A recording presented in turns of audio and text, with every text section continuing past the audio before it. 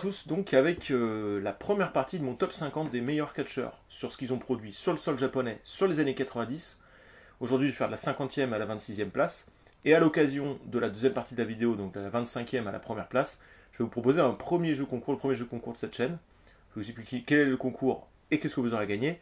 Je précise tout de suite une chose, ça n'inclura pas les combattantes féminines, le Joshi, on dit ça pour le Japon, puisqu'elles se combattent dans des compagnies à part et que entre elles, donc je me suis dit je traiterai de ça à part une autre fois. Voilà, mais c'est super, hein, le Joshi, c'est pas la question. Mais voilà, ce ne sera pas l'objet ici. Par contre, il y aura des lutteurs qui ne seront pas forcément que japonais, puisque c'est sur ce que les mecs ont fait au Japon, mais peu importe leur nationalité de base. Voilà un petit peu pour planter le décor. Alors, je vous parlais d'un jeu concours. Là, je vais faire de la 50e à la 26e place dans cette vidéo. Et le but, ça va être pour vous de trouver qui seront les 25 de mon top 25. Alors vous allez me dire, c'est un peu con de trouver le top 25 de quelqu'un d'autre. Alors peu importe dans quel ordre, hein, de toute façon. Mais on peut quand même imaginer que autant sur les dernières places du classement, on peut quand même hésiter avec des gars qui ne seront pas du tout dans le classement. Autant trouver le top 25 de quelqu'un qui a... Parce que bon, pour le coup, j'ai vu énormément de catch japonais, donc j'ai vu, entre guillemets, tout vu. On va dire tous les matchs un peu connus, un peu cotés, tout ça, en cherchant, en creusant, j'ai un peu tout vu. Je pense que si vous connaissez bien le catch japonais, on va retomber à peu près sur les mêmes 25. Autant si je vous avais demandé ça pour le top 50, ça aurait été infaisable. Donc voilà, donc le but c'est d'avoir les 25 dans n'importe quel ordre. Les 25 dont je parlerai dans la deuxième partie de la vidéo que je ferai dans un mois ou deux. Donc vous avez jusqu'à ce moment-là pour essayer de participer. Si vous en avez 25, vous êtes sûr d'avoir gagné. Si vous en avez moins de 25, si vous en avez trouvé 24 par exemple, et que vous êtes celui qu'on a trouvé le plus, eh bien c'est vous qui aurez gagné. Qu'est-ce que vous avez à gagner? Dernière chose que j'ai à vous dire. Alors le gain il n'est pas extraordinaire, mais bon, on fait ce qu'on peut, hein, ça reste une chaîne YouTube tranquille, hein, voilà, moi je suis très tranquille. Vous aurez la possibilité de choisir un match, n'importe lequel dans toute l'histoire du catch, et j'en ferai, soit, vous pourrez choisir à la limite, pourquoi pas, mais bon, non, j'en ferai une vidéo dédiée. J'allais dire, je pourrais faire un, comment on appelle ça, quand quelqu'un commente le match, mais je pourrais pas mettre la vidéo sur mon site. Alors je préfère faire une vidéo, quitte à mettre des images, des extraits, des trucs, mais une vidéo dédiée pour vous raconter ce que j'ai trouvé bien, pas bien, tout ça, tout ça. Donc voilà, vous avez en fait le pouvoir de choisir un des prochains sujets que je traiterai sur cette chaîne, et si vous êtes 10 à gagner, ben il y aura 10 vidéos comme ça qui traîneront, donc pourquoi pas. Petite précision, moi j'ai voulu proposer le jeu concours à la base, parce que ce qui m'intéresse, ça va être de voir justement quels lutteurs de mon top 25 seront oubliés, par beaucoup d'entre vous peut-être, et à l'inverse, quels lutteurs vont être surcotés et être mis dans le top 25 de plein de monde, alors que je considère que pas, ce qui va me donner aussi des éléments à développer et à traiter sur la deuxième partie de la vidéo. De toute façon, quoi qu'il arrive, c'est un top personnel. Faut pas se formaliser pour quelques places de différence ou autre. Je vais essayer de développer pourquoi j'ai choisi tel lutteur au-dessus de tel autre et tout. Mais voilà, hein, ça reste perso. Mais je trouvais que c'était un peu plus sympa de le faire comme ça. Et ça m'intéresse en fait de vous entendre aussi. Donc j'espère qu'il y aura du monde qui participera. J'espère qu'il y aura beaucoup de vainqueurs et que vous choisirez des matchs sympas après. Et puis bah allons-y avec le numéro 50 de ce classement des meilleurs catcheurs de tout ce qui a été fait dans le Puro dans les années 90, et il y a beaucoup de choses dans le Puro dans les années 90. Ça sera justement l'occasion de faire un petit tour d'horizon un petit peu. Ah oui, j'ai oublié de préciser, dans la boîte d'infos en dessous, vous pouvez trouver le classement avec un match ou deux. En général, c'est en général le meilleur match ou un match où le lutteur en question a fait une excellente perf pour chaque lutteur. Comme ça fait une petite playlist en plus, et si vous voulez aller voir le gars dont j'ai parlé pendant 2-3 minutes, bah vous aurez une porte d'entrée assez sympathique direct. Allons-y avec donc le numéro 50 tout de suite. Alors, numéro 50, c'est cet homme, je les affiche au fur et à mesure. Il s'agit de Tsuyoshi Kikuchi, donc catcheur qui a fait toute sa carrière, toutes les années 90, à All Japan Pro Wrestling, qui est un peu, en gros, un petit gabarit très valeureux qui combat avec des poids lourds régulièrement, et qui sert pas mal au début des années 90, parce que son run intéressant, il est surtout de 90 à 92-13, elle sert à se faire défoncer par Jumbo Tsuruta et Akira Taue. Donc il est très cool dans son rôle, très spectaculaire, avec un gros selling, une moveset plutôt de junior heavyweight. Ce qui est assez dommage avec Kikuchi, c'est qu'il va disparaître complètement de la circulation à partir de 93-94, et on le retrouvera finalement que dans les années 2000, à la Noah, qui est la suite de la All Japan, pour ceux qui ne seraient pas au courant, dans une rivalité Noah versus New Japan, où il sera souvent en équipe avec Kanemaru. Donc voilà, donc il a un peu une carrière en deux parties. La première partie dans les années 90 qui lui vaut cette 50e place, donc in extremis, il a failli pas être dans le top 50. malgré que ce soit un lutteur que j'aime beaucoup, mais il faut reconnaître qu'il n'a pas beaucoup de gros matchs, notamment en one-on-one. C'est surtout dans des tags, six-man tag et par équipe, à l'image du tag match que je vous ai proposé dans la playlist. C'est le match du 25 mai 92 où il est en équipe avec Kobashi Kenta, Kenta Kobashi, contre Can-Am Express. Can-Am Express, c'est Phil Lafont et Doug Furnas. Phil Lafont, Phil Lafleur, voilà, Dan Crofat éventuellement, si vous le connaissez sous différents noms. Donc un très très beau match pour le titre All Asia par équipe, qui était la ceinture intermédiaire du titre par équipe de la All Japan Pro Wrestling. Donc voilà, un petit peu pour ce premier lutteur du top 50, Kikuchi. J'avance à la 49e place, donc maintenant on avance dans le classement, avec quelqu'un que vous connaissez peut-être moins, parce que All Japan c'est connu en général, les gens connaissent All Japan. Là il s'agit d'un combattant de la Rings, cet homme, si vous l'avez, bravo. Si vous ne l'avez pas, normal, je ne l'aurais pas eu il y a moi encore peut-être 3-4 ans, je n'aurais pas connu le mec, donc bref. Il s'agit de Mitsuya Nagai, combattant de la Rings. Donc la Rings, c'était une des compagnies de catch qui faisait ce qu'on appelle du shoot style, donc c'est-à-dire la forme de catch la plus réaliste, la plus proche du MMA possible. Le shoot style qui était un énorme phénomène dans les années 80-90, ça a rempli le Tokyo Dome en 1989 ou 90, je ne sais plus exactement, avec UWF Reborn. Ça faisait des énormes scores. Si on exclut New Japan, All Japan, les deux plus grosses compagnies des années 90, ce qu'il y a de plus gros ensuite, qui a fait le plus de buzz, plus d'argent, plus de spectateurs, c'est clairement le shoot style. UWF International, Rings et autres, Pro Wrestling Fujiwara Gumi, voire Battle Arts. Bon, Battle Arts, c'est petit. Voilà. Et donc Mitsuya Nagai, c'est l'un des meilleurs, alors il y a mieux, hein, mais c'est un très bon combattant japonais de la Rings, qui arrive à peu près vers le milieu de la décennie. Il n'y a pas grand chose avec lui avant 95-96. Et bon, c'est pas forcément le mec le plus flamboyant, le plus comment dire, communicatif au niveau de sa flamme ou je sais rien. Mais il a quelques super matchs, dont cette petite perle qui est le match contre Tony Holme. Alors Tony Holme, vous le connaissez peut-être puisqu'il a été le Ludwig Borga à la WWF en 93. Il a fait qu'une année à la WWF à ma connaissance. Peut-être qu'il a fait le tout début 94, mais je crois pas. Ludwig Borga, donc, qui est connu notamment pour avoir été l'homme qui a fini la streak d'invincibilité de Tatanka, catcheur finlandais, qui a fini homme politique d'extrême droite en Finlande, donc j'ai pas trop envie de développer sa vie perso, à part qu'il a fait de la boxe. Et c'est à ce titre-là qu'il est à la Rings, puisque faut juste comprendre. Bon, cette vidéo me permet de parler de trucs en vrac comme ça. Donc voilà.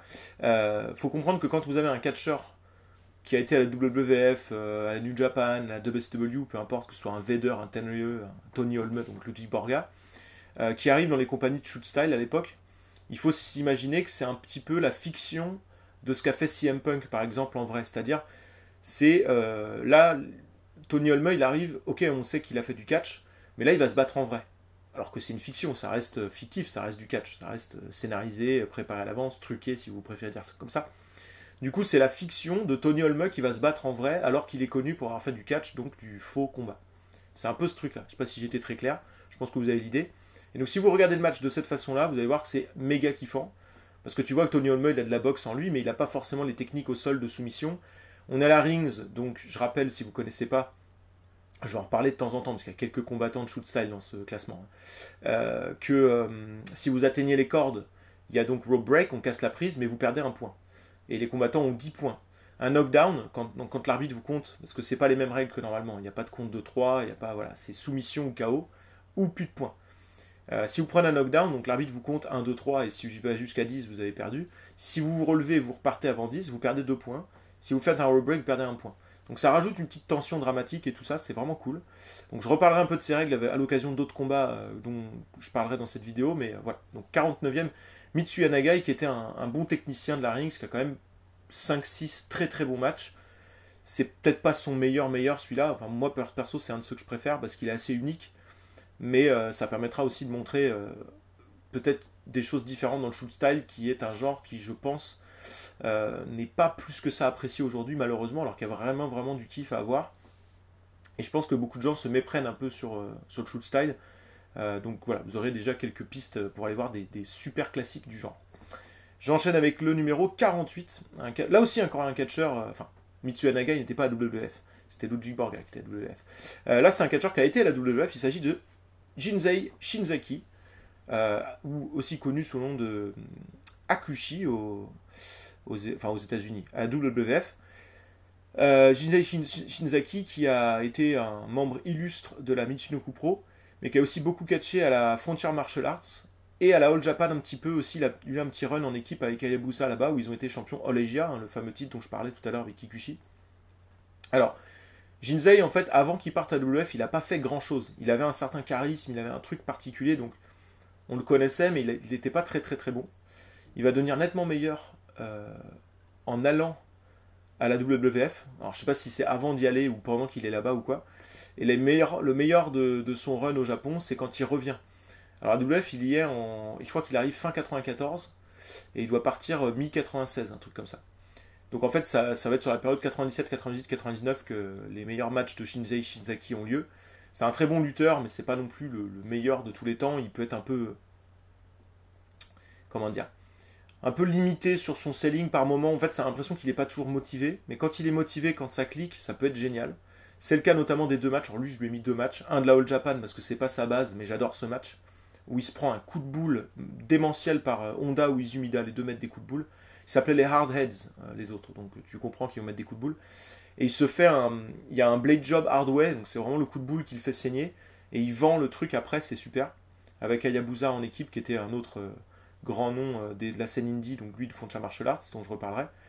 Et l'autre match, c'est à la Frontier Martial Arts, justement, en équipe avec Hayabusa encore, pour défendre la ceinture qui gagne dans le premier combat de All-Asia, contre Masato Tanaka et Kuroda, j'ai oublié son prénom Kuroda, mais peu importe, qui est je pense un match qui est plus facile à apprécier pour les gens qui regardent du catch moderne que le premier, mais moi je préfère le premier. Donc voilà, donc j'ai mis les deux, comme ça, voilà, c'est très facile, c'est très fun, c'est très cool à regarder, c'est un catcheur qui plaît en général parce qu'il a une espèce de grâce particulière, il a une aura un peu qui peut rappeler par moments Keiji Muto, je trouve, sur le fait, parfois les défauts d'être un peu assis par terre et on ne sait pas trop s'il vend ou s'il attend quelque chose pour se lever, mais aussi avec ce côté un peu je marche sur les cordes et je fais des trucs un peu stylés pour sortir du lot. Donc voilà, Jinsei Shinzaki qui a la particularité d'avoir eu un des rares matchs de Undertaker au Japon, puisqu'il y a un Jinsei Shinzaki Undertaker qui existe à la Michinoku Pro. Bon, c'est pas un très bon match. Mais voilà. Donc pour ce lutteur, Jinsei Shinzaki, que j'aime bien et qui n'est pas forcément meilleur ou moins bon au Japon que ce qu'il a montré à la WWF. Donc si vous connaissez son run à la WWF et que vous aimez bien, vous risquez de trouver à peu près quelque chose de similaire au Japon. Je passe au numéro 47 maintenant. Il va s'agir de cet homme, que vous voyez apparaître maintenant, normalement, je baisse mon truc en même temps. Il s'agit de Johnny Ace, donc alias John Laurinaitis. Donc vous avez peut-être vu en General Manager à Raw, je crois que c'était à Raw vers 2007, 8, 9, je sais plus par là. C'était pas un catcheur incroyable, mais en fait il est en backstage à la WWE, je crois qu'il y est encore. C'est quelqu'un d'assez intelligent. Et comme il se trouvait à la All Japan Pro Wrestling, qui avait un super produit et un roster pour le main event quand même très très fort, avec du Misawa, Kawada, Kobashi et compagnie, bah Johnny Ace a pu faire plein de grands matchs, ou participer à des grands matchs, notamment par équipe, parce qu'il est assez intelligent pour suivre le truc, malgré que lui, individuellement, il n'est pas extraordinaire. Alors, il a un bon match individuel, enfin, son meilleur match en solo, c'est contre Akira Taue, je crois que c'est en 97 ou 96, que je mets à 4 écarts, donc c'est pas mal déjà. Mais là, j'ai préféré vous proposer le meilleur match par équipe que j'ai vu avec lui. Il s'agit du match... Alors, c'est pas celui qui a eu 5 stars par Wrestling Observer, il en a eu un qui a eu 5 stars, mais je crois que c'est le même match-up. Mais c'est pas la même année, c'est en 98, Kawada et Taue contre Kobashi et donc Johnny Ace. Où en plus, je trouve que sa performance individuelle est plus intéressante que dans pas mal d'autres matchs par équipe. Johnny Ace qui utilise le Diamond Crusher comme finisher, donc popularisé par Diamond Dallas Page puis Randy Orton sous le nom de RKO. Qui est à mon sens un des premiers à l'avoir vraiment utilisé beaucoup. Je me demande si c'est peut-être même pas lui qui l'aurait inventé, c'est possible. Bon bref, voilà, pas un lutteur très charismatique, pas très intéressant de la personnalité, mais comme je dis, intelligent pour suivre le mouvement, le produit de la All Japan qui était super, notamment pour faire des super matchs, et donc il a quand même une petite collection de matchs à 4 étoiles et compagnie, comme ça. Malgré que je ne suis pas un énorme fan du gars, donc bon, il est là, je ne savais pas trop comment le classer avec tout ça. Parce que si je prends vraiment son niveau individuel, bah, je l'aurais peut-être même pas mis dans le top 50. Mais quand je prends ce qu'il a accompli, je suis obligé de le mettre limite un peu plus haut. Donc l'un dans l'autre, bah, je l'ai mis 47e. 46e, maintenant, on passe... Alors cet homme-là, normalement vous devez le reconnaître. Parce que si vous ne le connaissez pas, c'est que vous ne devez pas avoir trop creusé le catch japonais old school.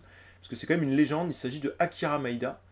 Akira Maeda qui est le fondateur de la Rings, l'une des plus grosses promotions de shoot style, plus grosse promotion du catch japonais des années 90.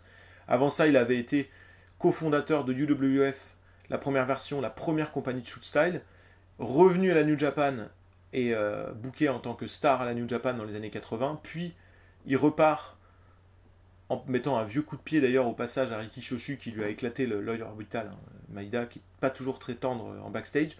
On a les images de ce coup de pied, hein. Si vous cherchez, vous trouverez. Donc Maeda qui est ensuite reparti après former la UWF Reborn qui a fait justement ce fameux Tokyo Dome, et Maeda était dans le main event si je me souviens bien, Tokyo Dome Show, qui a blindé, qui a plus de 50 000 spectateurs. Donc c'était quand même une grande star et un gros nom pendant les années 80.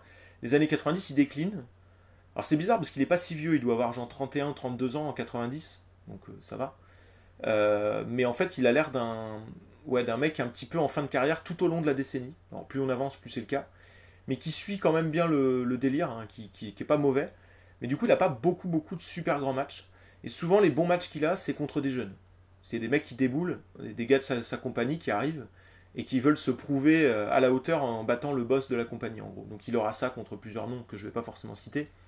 Mais c'est le cas notamment dans le match contre Yoshihisa Yamamoto, que j'ai proposé là donc en 94. Yamamoto il est tout jeune, d'ailleurs il a ce petit charisme, bon, j'en parlais tout à l'heure, Yamamoto il est dans le top en question, mais il a ce petit charisme un peu de bad boy qui sort de l'ombre, contre Maeda qui est un peu le grand seigneur, qui a déjà fait sa carrière et qui est là tranquille, et ça fait un petit truc en plus dans le dynamisme du match. Voilà, donc Maeda n'a pas beaucoup de top matchs dans les années 90, c'est clairement pas sa décennie forte. Lui c'est les années 80 où il serait top 10 à mon sens des meilleurs catcheurs dans les années 80. Pour les années 90, il est seulement 46e. Mais enfin, il y a quand même du bon matos, notamment pour la première partie de la décennie, avec des Volk Han et autres Minoru Suzuki ou Yoshihisa Yamamoto. Je balance des noms, ça peut vous servir. Je continue avec donc, maintenant le 45e. On enchaîne. Donc 45e, il s'agit de Gary Albright. Donc on reste dans le shoot style. Gary Albright, quoique, il n'a pas fait que du shoot style. C'est un catcheur américain, donc un gaijin, on dit au Japon, comme Johnny Ace juste avant. Donc deuxième gaijin dans ce classement, on pourra faire le compte à la fin. Gary Albright, en fait c'est un run un peu particulier parce que je ne sais pas trop ce qu'il a fait avant d'être à la UWF International. Et il arrive à la UWF International et il est tout de suite booké comme une énorme menace, quoi. Comme un mec hyper fort, un peu Brock Lesnar dans l'esprit, c'est-à-dire que c'est clairement German Suplex City, quoi. Il te balance, il est très puissant, c'est un big man, pardon. Il combat avec un gros N sur son... Enfin, je fais même pas un N, j'arrive pas à faire un N. Dans le bon sens, je sais pas présenter la météo. Voilà, bon, il combat avec un gros N qui veut dire Nebraska, parce qu'en fait, c'est un gars qui a eu des titres de lutteur amateur, freestyle, dans l'université du Nebraska. Donc il a des capacités de projection legit, un petit peu de lutte legit. Donc ce qui lui sert pour le shoot style pour être convaincant. Et il va avoir tout un push là-bas avec pas mal de top matchs de la UWF International qui a été la plus grosse compagnie en termes de, on va dire, de rayonnement et d'impact et de buzz dans les années 90 avec notamment Takada en main event, tout ça. Donc il a des top matchs avec Takada. Et après ça, il va aller à la All Japan Pro Wrestling où il va un peu édulcorer son style pour faire plus pro wrestling classique. Ce qui va moins lui réussir. Il va quand même avoir un match excellent qui est moins connu que ses matchs contre Takada. Et c'est ce match-là que je vous propose. Le match du 25 octobre 95 au Budokan Hall contre Toshiaki Kawada. Donc, Kawada, vous pouvez le mettre dans votre 25, hein, bon, voilà, évidemment. Qui est, à mon sens, le meilleur match de Albright en carrière. Donc voilà, c'est aussi simple que ça. Où il y a une espèce de mélange de genres que je trouve vraiment fascinant avec une ambiance. Et Albright, à ce moment-là, il venait juste de sortir. Ben non, il était encore... C'est marrant parce que j'avais pas remarqué, attendez. En octobre 95... Je me demande s'il catchait pas à la fois à la All Japan et à UWF International pour un petit moment. J'avais jamais fait gaffe à ça, mais ou alors il a switché avant la fermeture de UWF International. UWF International, ça a fermé en 96. Donc voilà, s'il a loupé les 2-3 derniers mois, c'est possible que je l'ai loupé moi-même. Mais voilà. Donc un peu Albright qui a quelques bons matchs, notamment avec d'autres lutteurs comme... je vais pas citer les noms. Allez, comme ça on garde le jeu concours intact. Je continue avec le numéro 44 maintenant. Il s'agit de Shiro Koshinaka, qui est un des catcheurs que j'ai eu le plus de mal à classer, parce qu'en fait, Koshinaka, c'est un mec qui a... Alors, il a fait toute la carrière à la New Japan, toute la décennie, je veux dire. Et d'ailleurs, il a fait ses débuts à la All Japan, il a switché à la New Japan assez jeune, où il était junior dans les années 80. Et dans les années 90, c'est un mid-carder, upper mid-carder toute la décennie, qui est booké un peu à part, parce qu'il est leader d'un clan de dissidents de la New Japan, qui s'appelle le Heisei Shingen. J'en ai parlé dans mes vidéos sur les années 90 à la New Japan, plusieurs fois, avec une super musique d'entrée d'ailleurs. La musique d'entrée qu'il a sur la première partie de la décennie est super. Et c'est un catcheur qui va rarement avoir des super matchs, notamment one-on-one, ça plafonne un peu. Mais je me suis rendu compte, un peu en faisant le bilan, qu'il était très très très présent. Il y a quelque chose comme une trentaine de matchs, que ce soit en équipe ou solo, que je considère qu'il faut avoir vu pour la décennie pour New Japan Pro Wrestling. Ce qui est quand même assez énorme dans l'idée. Mais il a ce côté un peu... voilà, il n'est pas très convaincant dans le ring, il donne beaucoup de coups de cul, hein, littéralement. C'est-à-dire qu'il saute et il met son cul en avant, bam, cul dans la tête. C'est un peu bizarre, alors que c'est un petit gabarit, tu vois, c'est pas en mode... Rikishi, tu vois, qui fait ça. Donc c'est assez bizarre, mais il est très bon pour animer, déclencher ou alimenter la hate, la haine entre les combattants, le côté je te fous une baffe, alors qu'est-ce que t'as, vas-y. Tu vois ce truc-là un peu comme ça, qui est très présent au Japon. Et du coup, j'ai choisi un match où il est vraiment très bon dans ce registre-là, pour illustrer Koshinaka, et qui est un des meilleurs matchs qu'il a eu dans la décennie. C'est un match à la WAR, donc bon, il fait quasiment toute la décennie à New Japan, je joue un match à WAR, peu importe. En octobre 92 contre Tenryu Kitahara, et lui il fait équipe avec son partenaire du Heisei Shingen, Kengo Kimura, où vous allez voir le côté haineux, puisque c'est une rivalité interpromotionnelle entre des mecs de Heisei Shingen New Japan et le leader fondateur Tenryu de la WR et un de ses protégés, si vous voulez, Kitahara. Donc ça c'est cool pour ça. Voilà, Koshinaka qui a quelques bons matchs en one-on-one, notamment contre Hashimoto, contre Chono, comme ça. Mais c'est surtout en équipe qui va faire son meilleur travail, et notamment à la fin de la décennie, avec le même Genichiro Tenryu. Donc voilà, une petite décennie sympa pour Koshinaka, qui peut facilement être sous-estimé du fait de sa moveset un petit peu orthodoxe, dirons-nous, mais qui est quand même pas un mauvais combattant, je pense. Donc voilà, il est quand même 44e, et là on commence à avoir des petits dossiers. Hein. Vous avez vu que ça commence à être des mecs qui sont là pendant 10 ans avec des bons matchs à la clé. 43e, je pense que vous le connaissez très bien, donc là je ne vais pas passer trop de temps à le présenter. Il s'agit du Great Sasuke. Great Sasuke qui a fait ses débuts, en tout cas sous cette gimmick, je ne sais pas trop ce qu'il faisait avant. Au tout début des années 90, ça a été un espèce de gros phénomène des indies, du côté de la Michinoku Pro, compagnie qu'il a créée d'ailleurs, en passant. Il est fondateur de la Michinoku Pro. Et Sasuke c'était un phénomène des indies, parce que c'était un mec... Alors, en plus la Michinoku Pro, il faisait des shows... ils sont pas basés à Tokyo ou dans les grandes villes, ils sont basés dans la partie un peu campagne du Japon. Et Sasuke, il joue un peu une espèce de ninja habillé en noir. Quand tu veux trouver les premières images de Sasuke, souvent la salle est mal éclairée. Et comme il est en noir, on ne le voit pas bien. Et ça, il a un truc un peu fascinant, et ça a été un énorme phénomène qui a beaucoup participé à lancer la Michinoku Pro. Et ça va le permettre de se faire connaître entre 91 et 94, là à peu près, au point d'avoir des matchs à New Japan Pro Wrestling. Et alors, je suis pas un énorme fan des juniors par définition, je suis pas contre eux non plus, hein, je suis pas un hater des juniors, mais moi le fait qu'ils aient des movesets plus impressionnantes, ça va pas suffire à me faire basculer dans l'idée que c'est des meilleurs catcheurs que des gros powerhouse ou des bourrins comme Gary Albright ou quoi. Moi c'est vraiment ce que tu arrives à faire avec ta moveset qui m'intéresse, pas la moveset en elle-même. Donc Sasuke il a une moveset qui va beaucoup plaire aux fans de move high fly et de vitesse. Mais c'est pas un lutteur hyper fort dans le selling ou quoi, je trouve qu'il a tendance un peu à survendre quand il est blessé, et puis à complètement zapper le selling et à se mettre à courir et à sauter dans tous les sens quand il a envie de vendre, d'arrêter de vendre, pardon, et de faire des moves. Donc il y a quelques matchs où il est vraiment très très bon. J'en ai choisi un qui est qui a été une énorme claque pour moi, parce que je m'attendais pas à un tel match. C'est le Jushin Liger Great Sasuke du 8 juillet 94. Donc c'est pas le match de la Super J-Cup ou des trucs comme ça. C'est un match à part. Je crois que c'est au Tokyo Dome ou dans une grande salle. C'est soit Kokujiken, soit Tokyo Dome, mais je crois que c'est au Tokyo Dome. Et c'est vraiment un match exceptionnel. Alors ça doit pas être le Tokyo Dome. Je suis en train d'essayer de me rappeler les images, mais bon bref.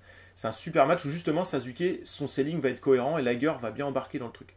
Donc en fait Sasuke c'est un peu gros phénomène avec plein de matchs sympas. La Michinoku Pro il a plein de tag match, parce que Michinoku Pro c'est blindé de matchs 3 contre 3, 4 contre 4, 5 contre 5, contre le Kaentai Deluxe et tout ça, il est super. Et Sasuke ne brille pas particulièrement dans ces matchs-là, mais il participe au délire général. Et il a aussi quand même pas mal de bons matchs en solo, en parallèle. sur une grosse portion de temps, mais il y a aussi beaucoup de matchs quelconques, typiques de junior, où ça fait du high fly, mais il ne se passe pas grand-chose en termes de, tu vois, de ressenti, de buzz, de hit, de quelque chose qui va vraiment t'emmener au-delà au niveau du souvenir que tu vas avoir du match ou quoi. Donc celui-ci est vraiment très bon. Donc je développe pas trop sur Sasuke, je pense que beaucoup de gens l'auraient classé plus haut. Je pense qu'il faut relativiser aussi ces catcheurs-là, parce qu'on se rend compte maintenant qu'il y en a eu une quantité astronomique de catcheurs high fly, tout ça. Et à mon sens, ceux qui font la diff, c'est ceux qui arrivent à utiliser cette moveset high fly de manière plus forte, comme c'est le cas dans le match que je vous propose avec Jushin Liger par exemple. Voilà. 42e, on enchaîne. Alors, rien à voir en termes de style, vraiment le radical opposé, puisqu'il s'agit de Scott Norton, que, à mon avis, pour le coup, beaucoup de gens mettraient moins haut. Parce que Scott Norton, c'est un énorme, enfin c'est un gros gabarit, c'est un powerhouse de chez Powerhouse, c'est un tonneau. Le mec, il est énorme. Ce qui est assez étonnant, c'est qu'il est assez gros, hein, enfin assez volumineux, mais t'as l'impression que c'est du dur, quoi. C'est du solide. C'est pas, ça fait vraiment gros, mais par les muscles et pas par la graisse, si vous voulez. Ça fait cet effet-là. Donc il a vraiment une allure de barbare très très dangereux. Il fait toute la décennie à New Japan Pro Wrestling avec des petites piges de temps en temps à WCW à la fin des années 90. La plupart de ses bons matchs à New Japan. On va dire que le niveau moyen de match n'est pas ouf avec Scott Norton, c'est correct, ça va. Ça défonce bien des têtes, tout ça. Mais Scott Norton a ce truc particulier que de temps en temps, on a l'impression qu'il fait tous les efforts possibles pour que le match soit bon, et c'est vraiment bien. En fait, quand il clique, quand il est à fond, il peut vous donner un super selling, notamment il a montré des matchs où il avait un super selling au bras, ou aux côtes, ou aux jambes, et tout ça. Scott Norton qui va devenir champion à la WGP quand même en 98 en battant Yuji Nagata dans un match pour le titre vacant, laissé vacant par la blessure, suite à la blessure de Chono. J'avais vu une shoot interview de lui, il est super cool et intelligent, très calme, voilà, vraiment cool comme mec. Il considérait que son meilleur match en carrière c'est contre Yuji Nagata pour le titre LWGP dont je viens de vous parler. Donc ça doit être vers juin-juillet 98 de mémoire, peut-être août, hein, on va prendre une marge. Mais pour moi, son meilleur match de la décennie, c'est contre Keiji Muto en 95. Donc pour le titre IWGP, j'ai un peu de mal, qui était détenu par Keiji Muto. Et Norton en grosse menace, c'est un peu en mode David contre Goliath. En fait, Scott Norton, c'est un bourrin. C'est vraiment. Puis c'est un mec, ce que j'aime bien, c'est qu'il crie. Quand il donne des coups, il tire la langue, je sais pas, il est expressif. Il y a un truc vraiment sauvage dans ce qu'il fait. Et comme c'est quelqu'un d'assez intelligent, il arrive bien à suivre les délires des fois et à faire des trucs bien. Donc c'est pas toujours bien, parce que ça reste un mec limité de base, hein, mais il y a quelques perles, en fait. Et ce match-là, je l'aime beaucoup dans la dynamique David contre Goliath. Alors ça plafonne, hein. Il n'y aura pas de match au-dessus de ça.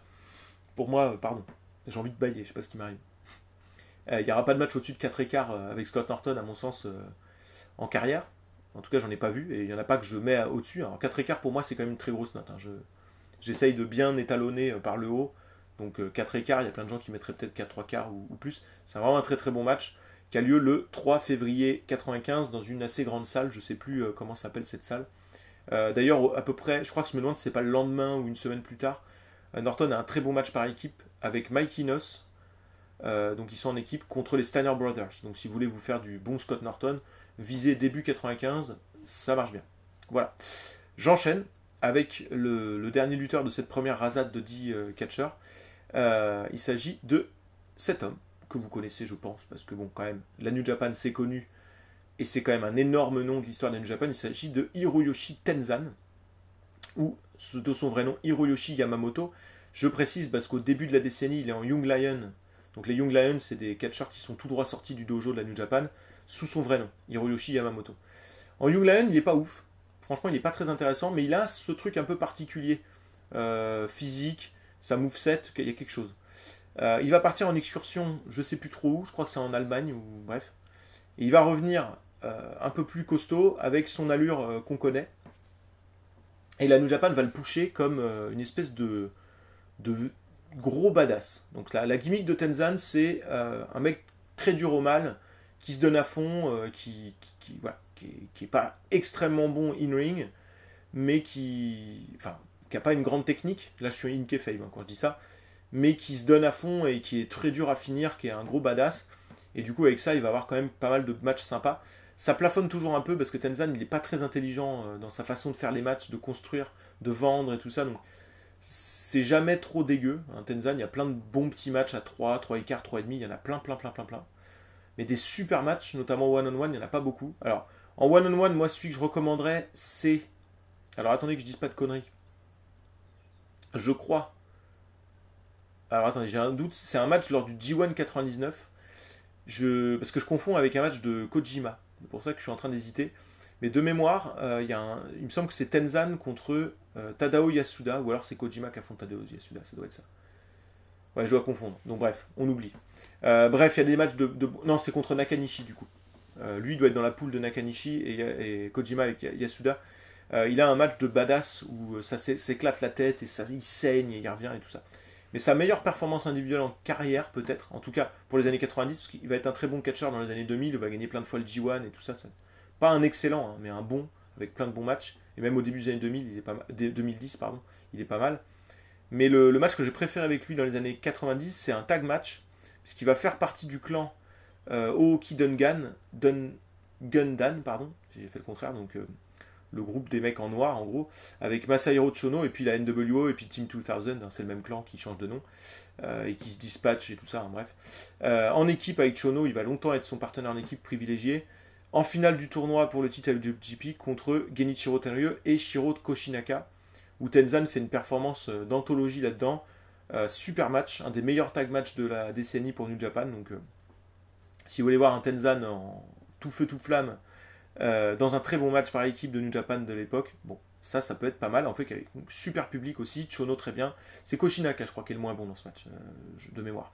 Donc voilà, un petit peu le truc avec Tenzan, qui est quand même un combattant qui est resté toute la décennie à New Japan avec pas mal de matos, pas mal d'images, pas mal de trucs intéressants, mais finalement pas tant de matchs en one-on-one si bien que ça. Donc je le relativise quand même seulement 41e.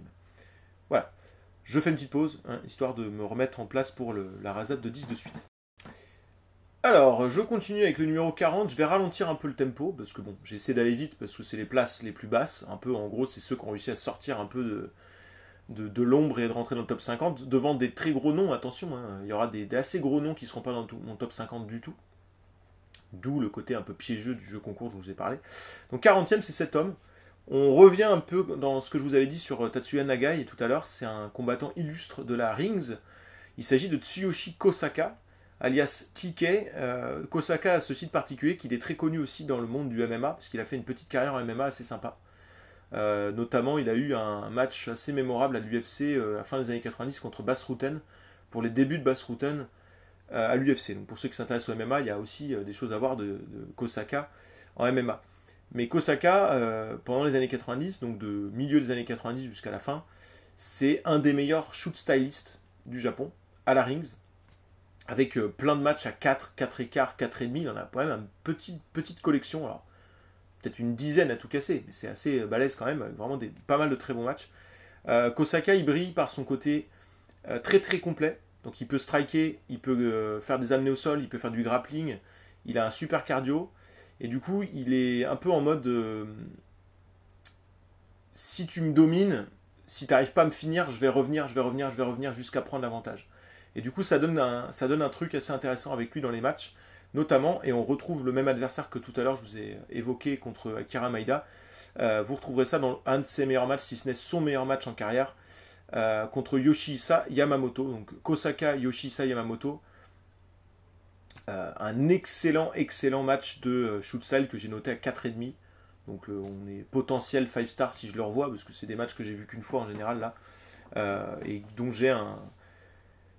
Alors, j'ai un très bon souvenir, oui et non, parce que je suis pas capable de me rappeler exactement qu'est-ce qui se passe de spécifique dans le match, si ce n'est qu'ils font un peu le tour de la boutique, qu'ils utilisent, donc c'est-à-dire des très bonnes phases au sol, des très bonnes phases debout. Si vous voulez, je vais vous faire comme ça. Je regardais juste si ça marchait le truc là. Si vous voulez, si vous connaissez le match Chris Benoit-Kurt Angle de Royal Rumble 2003, vous voyez à la fin, il y a une séquence où, alors je sais plus qui commence, mais Benoit a Angle dans le facelock. Angle arrive à sortir et arrive sur son ankle lock. Benoit arrive à se trouver une parade et un contre pour récupérer le facelock. Angle sort du facelock et porte à son tour lui un facelock. Du coup, Benoit sort et fait un ankle lock. Et t'as cette espèce de séquence comme ça. Et puis, t'as un mec qui est en galère, il rejoint la corde et puis on repart là-dessus. Et ben ça, en fait, c'est ce que fait la Rings, mais juste beaucoup mieux. Je vous garantis. Hein. Moi, je pensais pas dire ça quand j'avais vu le match. J'adore Royal Rumble 2003. pour le Rumble match et ce Chris Benoit Kurt Angle. Pas pour le Steiner Triple H, ceci dit. Donc j'adore ce match, mais en fait, quand j'ai découvert le shoot style, je me suis dit non, mais c'est vraiment là qu'on a la panacée de ce délire-là, en fait. Ce côté, je te contre pour te mettre en soumission et tout ça. Donc Kosaka est très bon à ça, et vous trouverez ça un petit peu dans l'esprit avec Yoshihisa Yamamoto, avec en plus ce côté, si tu rejoins la corde, tu perds un point. Et tu as 10 points à ta disposition, c'est -2 quand tu prends un knockdown, et -1 quand tu rejoins la corde. Donc tu es obligé un peu de jouer avec ça, et ça te permet de savoir aussi qui en est où, et qui domine, et tout ça. Et comme je dis, Kosaka est de ce côté, gros cardio, gros mental, dur au mal, très complet. Donc même s'il est dominé, il lâche pas l'affaire, lâche pas l'affaire, lâche pas l'affaire, et c'est vraiment bien. Donc excellent match de shoot style et excellent catcheur, pour lesquels on n'a pas forcément une énorme quantité de matchs à disposition, ce qui fait que ça le limite un petit peu. En plus, il a des matchs moyens qui traînent aussi, hein, mais il a quand même quelques belles perles. Ensuite, j'enchaîne avec le numéro 39. Pareil, je suppose à l'avance que vous le connaîtrez.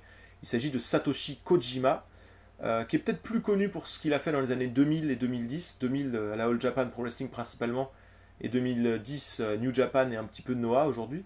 Je crois qu'il est encore à la Noah aujourd'hui, il me semble. Alors c'est un mec, pour moi, il n'a jamais réussi à devenir excellent. C'est un peu le catcheur où tu avais l'impression qu'il y avait un énorme potentiel au départ. Et puis plus le temps passe, plus tu te dis, ouais, bon, ok, ça va rester à ce niveau-là, puis ça va s'endormir gentiment. Kojima, il a ce côté, moi, comment je le décrirais, je trouve qu'il a un côté très bonomique, très sympathique. Tu sais, il est assez souriant, il a l'œil un petit peu qui brille, goguenard, là, si tu veux. Et à côté de ça, il a ce côté hyper intense, hyper, je donnerai tout dans le ring. Pour me battre, il faudra me tuer.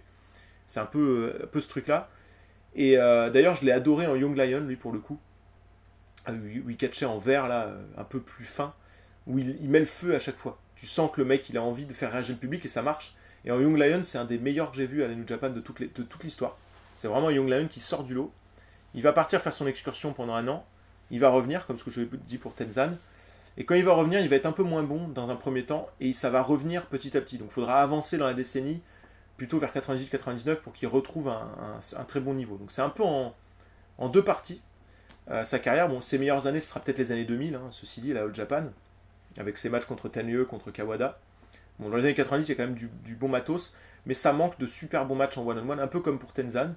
Je l'ai mis au-dessus dans le classement parce que j'ai préféré Kojima en Young Lion, et j'ai l'impression que il a eu un booking général un peu moins favorable. Et il a quand même réussi à être intéressant, donc je l'ai mis un peu plus haut. Le meilleur match que je vous propose avec Kojima, enfin un match que je vous propose, c'est un match où il est en équipe avec Nakanishi, parce que ça c'est un gros truc de la fin de la décennie. Ils vont faire une équipe assez longtemps ensemble, Nakanishi et Kojima, contre Masahiro Chono et le Sting de la NWO. Donc c'est pas le Sting, c'est un mec c'est le Sting imposteur de WCW, qui est pas un très bon lutteur, mais le match est super. Le 5 juin 97. Il faut savoir que c'est un match que vous ne trouverez probablement pas en entier. Si vous l'avez en entier, ça m'intéresse. Parce que moi, je l'ai en version Join in Progress, donc c'est-à-dire le match, vous le rejoignez alors que le début, vous ne savez pas quand vous êtes dans le match. Et en fait, vous verrez les 9 dernières minutes d'un match de 13 minutes. Donc juste 9 minutes de très haute qualité, de Kojima en particulier, qui fait le show dans le match. Voilà, donc Kojima, que j'aime beaucoup, personnellement, malgré que je reconnais volontiers que c'est pas un si bon lutteur que ça. Un petit peu dans la tradition des shoshus, comme ça, qui aiment bien mettre des lariats et qui crient et qui donnent le côté Toho-kon, là, le fighting spirit à la japonaise et tout ça. Avec ce côté très bonomique, très sympathique, un peu, par-dessus. Que Shoshu n'avait pas forcément comme ça de but en blanc, a priori. Voilà un petit peu pour présenter Kojima. Numéro 38. Alors là, on va rentrer dans un truc, j'ai eu énormément de mal à décider où je le mettais, ce mec-là. Il s'agit de Atsushi Onita. Donc le fondateur de la Frontier Martial Arts. Une légende parmi les légendes, mais pas en mode Misawa ou je sais pas, ou Jumbo Tsuruta ou Hashimoto. C'est plus en mode icône, mais pas forcément un travail de worker exceptionnel. C'est un mec qui est relativement limité in ring en fait, mais qui est très fort pour quelques trucs, et il est très fort surtout pour sublimer ses qualités en fait, et s'en servir pour faire vraiment un gros effet. Donc Onita, en fait, pour résumer, c'est un gars qui a commencé la All Japan Pro Wrestling. Il est parti en excursion aux États-Unis, où il est allé à un moment donné à Memphis. À Memphis, il a découvert les possibilités du catch hardcore, parce que j'en parle régulièrement dans mes vidéos sur les années 80, C'était très avant-gardiste, Memphis, avec Jerry Jarrett au booking. Et Onita va rentrer au Japon, et au lieu de retourner à la All Japan, enfin, je sais peut-être qu'il retourne à la All Japan dans un premier temps, il va fonder une compagnie qui va s'appeler Frontier Martial Arts pour faire s'affronter des combattants de différents arts martiaux, et en disant que le catch est l'un des arts martiaux. C'est un art martial parmi les autres. Et souvent, lui, il va jouer le côté, nous, ce qui nous distingue, ce qui fait qu'on est plus fort que les autres, c'est qu'on a une capacité à partir en mode coup de chaise, je t'éclate la tête contre un poteau et tout ça. On est dur au mal, on est plus foufou, et c'est pour ça qu'on gagne des vrais combats. Alors que vous faites des combats dans des règles spécifiques, mais si on se bat en vrai, je t'éclate. Donc il aura notamment un classique à la fin des années 80 contre Masashi Aoyagi, un karatéka. Et donc ça va être le principe de la Frontier Martial Arts, qui va pas trop marcher au début, enfin, vite fait. On entend, mais il y a même des matchs où le public il rigole, parce que c'est un peu bancal, tu vois, les mecs en face, c'est pas des catcheurs, donc... Et puis à un moment donné, ça va cliquer, et ça va devenir le phénomène. Alors pour le coup, je l'ai dit tout à l'heure pour Sasuke, mais pour Onita, c'est vraiment phénomène avec un grand P, un grand H, un grand E. Je vais pas le faire le mot entier. Vraiment un énorme phénomène Onita, qui en l'espace de 2 ans va passer de lutteur sympathique un peu des indies à grande star du catch japonais, à sa façon, à tel point qu'il va aller faire un match à la WAR de Genichiro Tenoye, et il va piner Genichiro Tenoye dans le ring de la WAR. Et je pense qu'il n'y a pas grand monde qui l'a fait, celui-là. À regarder si Tenoye a déjà pris un pin clean. Enfin, clean. C'est jamais vraiment clean avec Onita. Donc c'est dans un tag match où Tenoye est en équipe avec Ashura Hara, donc son partenaire habituel, contre Onita et Tarzan Togo. Je pense que ça, c'est à voir.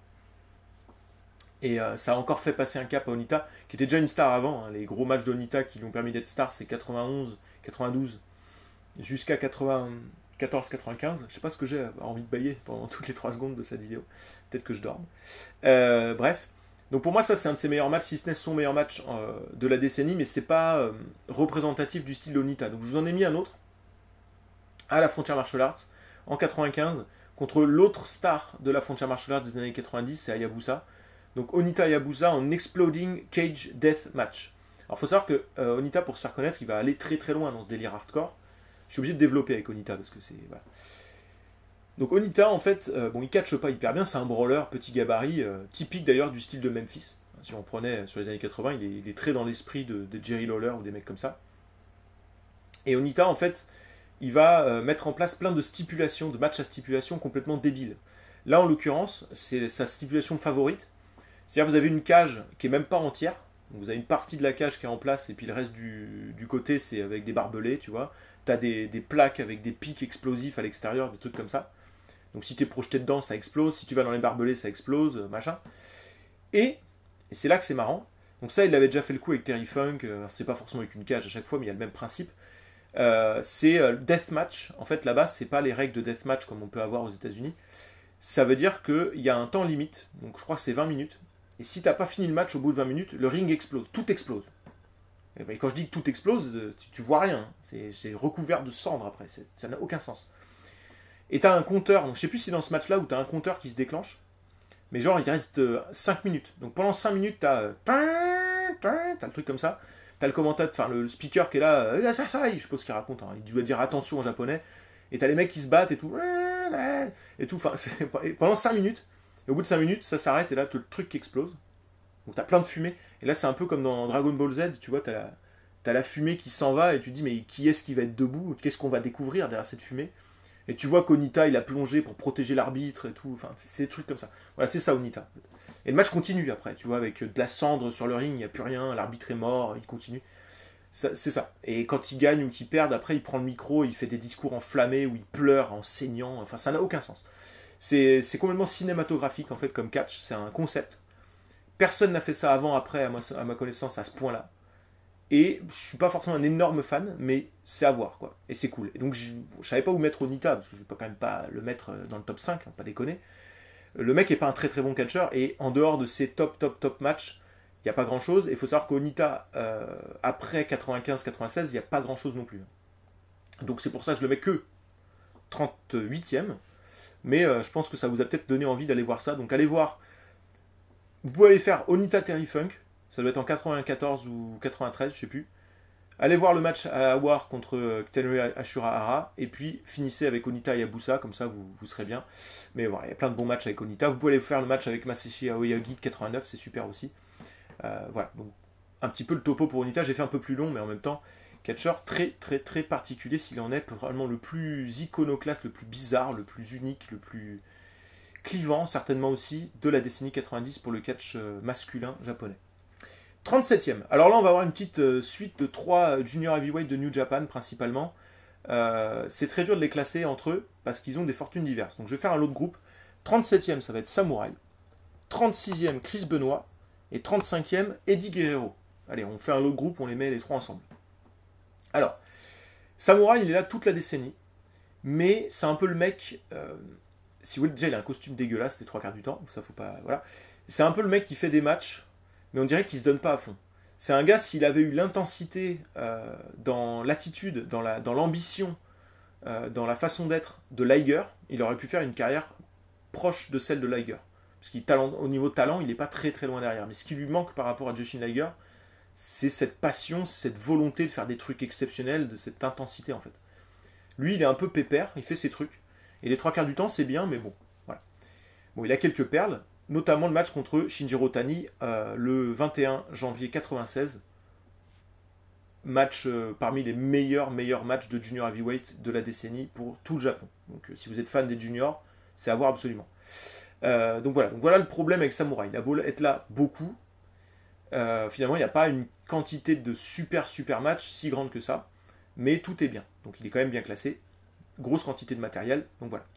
Chris Benoit, il a un peu moins de matos, parce qu'il fait quand même qu'une partie de la décennie. Avant, il est pas là, il a la Stampede Wrestling ou je sais pas où, et après, il sera bien entendu à WCW. Mais quand il est là, il est quand même très bon, c'est Chris Benoit, qui combat au départ sous le nom de Pegasus Kid, puis Wild Pegasus, puis Chris Benoit. Pegasus Kid, ça ressemblait à Dynamite Kid, et puis après Wild Pegasus, parce qu'il voulait peut-être plus s'appeler Kid au bout d'un moment, j'en sais rien. Non, c'est quand il perd son masque. Il doit se faire enlever son masque par Liger, du coup il change de nom. Bref. Bon, en tout cas, Chris Benoit, vous voyez très bien qui c'est, qui n'est pas dans ses meilleures années au Japon, en ce qui me concerne. Donc ça reste efficace, hein, c'est du Dynamite Kid dans le texte. Donc l'exécution, elle est très hargneuse, voilà. Mais il n'est pas encore au top au niveau construction de match, selling, capacité à en faire embarquer le public dans ce qui lui arrive ou ce qui arrive à son adversaire. Donc je relativise un peu Chris Benoit, qui est quand même clairement, à mon sens, le Gaijin Junior qui a eu le plus de réussite dans la décennie. Et si on prenait sur ses réussites, sur son booking, sur les accomplissements que son personnage a accomplis, ça serait le numéro 1. Mais, un peu comme pour El Samurai, il y a beaucoup de combats où c'est 3 écarts, 3,5, ok, c'est cool, mais on s'en fout un peu. Avec quelques perles, mais qui vont pas taper très très haut. Son meilleur match, et donc vous allez comprendre un peu ma logique, de la décennie pour moi, c'est le match contre Eddie Guerrero, sous la gimmick de Black Tiger. En fait, Eddie Guerrero a catché au Japon sous la gimmick principalement de Black Tiger, l'ancienne gimmick qui avait été prise par Mark Rocco, le catcheur britannique. La meilleure version de Black Tiger, c'est Eddie Guerrero, il est génial en Black Tiger, c'est pour ça que je l'ai mis devant les autres. Et en fait, Eddie Guerrero, lui, c'est celui qui a le moins de temps au Japon, mais par contre, il est tellement génial sur le temps où il est au Japon que je voulais le mettre au-dessus des 3 autres. Donc il a moins de matériel que les 3 autres, que les 2 autres, que Samurai et Chris Benoit, parce qu'il est resté moins longtemps que New Japan. Hein. Donc il doit être là en 80... Alors attends, je crois qu'il fait le Best of Super Junior 92 ou 93 en tant que Eddie Guerrero, et après il vient en Black Tiger, et il reste en Black Tiger jusqu'à 95 ou 80, peut-être 96. Et après il est à WCW. Donc c'est pas très long, hein. Il fait 3 ans à tout casser, et encore il n'est pas là tout le temps. Mais il est vraiment exceptionnel, Eddie Guerrero. Clairement, pour moi, le meilleur high flyer de tous les temps, parce que moi, ce que j'adore chez lui, c'est que ça a beau être un high flyer, ça a beau être un junior heavyweight qui court partout, qui voltige, qui est fun, il a vraiment cette logique de construire ses matchs comme les poids lourds, je trouve, d'une part. Et je trouve que l'exécution de son high fly, elle donne vraiment l'impression qu'il exécute l'adversaire. Tu vois pas le côté collaboratif, où le mec qui encaisse le move, il collabore avec Eddie Guerrero pour que les moves y ressemblent à quelque chose, un peu comme on peut l'avoir avec Rey Mysterio par exemple. Vous voyez, Rey Mysterio, il y a toujours des passes où il faut que l'adversaire il le soulève, il le mette là pour que ça se passe. Eddie Guerrero, il y a le côté je t'exécute, je te fais le truc. Et c'est magnifique, je trouve. Moi j'adore Eddie Guerrero et c'est vraiment un de mes junior heavyweight préférés de tous les temps, sur ce run-là notamment. Et le run à la WCW en 96-97, là par là, je crois, avant d'avoir son accident. qui a failli lui coûter la vie et sa carrière. Ça doit être au premier. Je crois que son accident, il a dû l'avoir sur le 31 décembre 97. Donc je crois que sa super année, ça doit être juste avant, donc 97 probablement. À revoir, mais voilà. Non, il est super dans les années 90 au Japon. Et donc j'ai décidé de le mettre au-dessus dans cette logique-là. Vous voyez, donc vous avez un petit peu mon raisonnement qui explique les places de 37e El Samurai, 36e Chris Benoit et 35e Eddie Guerrero. Je comprendrais largement que votre raisonnement il se fait à l'inverse et que vous vous retrouvez avec les trois classés dans l'autre ordre, ou alors Chris Benoit qui est au-dessus ou quoi, j'imagine. De toute façon, ils sont dans des places proches. Donc il est probable que si je refais ce classement dans un an, je me retrouve à changer l'ordre aussi. C'est possible.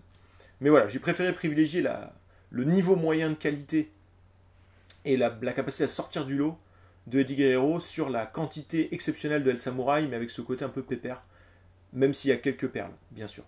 Alors, super match pour Eddie Guerrero. J'ai pas voulu remettre le match contre Chris Benoit, histoire de ne pas avoir trop de doublons. J'en aurai après. Donc, je vous ai mis le match Black Tiger, Jushin Liger du 21 mars 94, qui est là aussi un match à 4 étoiles. Ce sont des très très très bons matchs de junior, même si les meilleurs matchs d'Eddie Guerrero en carrière seront aux États-Unis, à mon sens. Je continue avec le numéro 34, cet homme, dont je suis grand fan, mais extrêmement frustré de ne pas avoir plus de matchs. En fait, c'est un mec qui est absolument génial, là aussi, en termes de niveau moyen, hyper fort, mais il n'y a pas tant de matchs que ça de lui disponibles. C'est très chiant. Il s'agit de Alexander Otsuka, qui a catché principalement la Battle Arts entre 97 et 99, donc sur 3 ans, mais il est exceptionnel. Voilà, il est génial. De toute façon, Battle Arts, il y a 3-4 mecs hyper bons, il en fait partie. Donc c'est un peu le numéro 3 de la Battle Arts derrière le fondateur Yuki Ishikawa et l'autre star Daisuke Ikeda. Je vous balance les noms parce qu'ils seront dans cette partie du classement. Et donc Otsuka, c'est le... Je sais pas comment le présenter parce qu'il a un côté badass possible, mais il aime bien aussi passer par de la technique, des suplexes, il peut être aérien, il fait des moves complètement débiles. Il peut faire du suicide dive alors que Battle Arts c'est un mélange de shoot style et de pro wrestling. Parce qu'en fait, si vous voulez, je vous fais le topo rapide.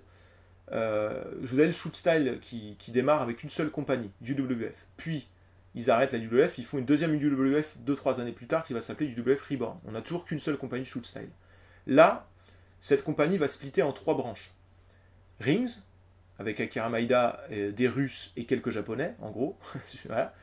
UWF International avec quasiment tout le roster de UWF Reborn, donc Takada en figure de proue, compagnie qui va être adoubée par Luthez et qui va faire un buzz et qui va remplir des grandes salles et tout ça, tout ça.